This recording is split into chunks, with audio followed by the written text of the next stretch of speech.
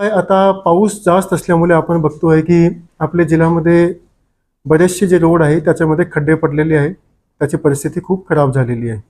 Specially आपले जे 2 महत्त्वाचे रस्ते आहे. एक सातारा ते पुणेचा जे रस्ता आहे ते आणि दुसरा अ, बॉम्बे चौकपासून जे पवई नाकाचा जे रस्ता आहे त्याची दुर्व्यवस्था झालेली आहे. आम्ही सर्व यंत्रणा आमचे NHAI आणि PWD त्याची मीटिंग घेतलेली आहे आणि लेखी स्वरूपात आम्ही दोघांनाही सूचना दिलेली आहे की तत्काळ जे कॉन्ट्रॅक्टर आहे त्यांना कामावर लावा, दुरुस्ती करा. 10 दिवसाचे आत म्हणजे मॅक्सिमम 15 ऑगस्टपर्यंत दोघेही रोड व्यवस्थित झाले पाहिजे. याच्यामध्ये हा ऐकला जाणार नाही की पाऊस चालू आहे वगैरे. व्यवस्थित करून घ्या कारण लोकांचे आयुष्याचा प्रश्न आहे. बरीचशी अशी घटना घडलेली आहे की लोकांचे गाड्या जे आहे त्याचे टायर फुटले होते आणि धोका असू शकतो.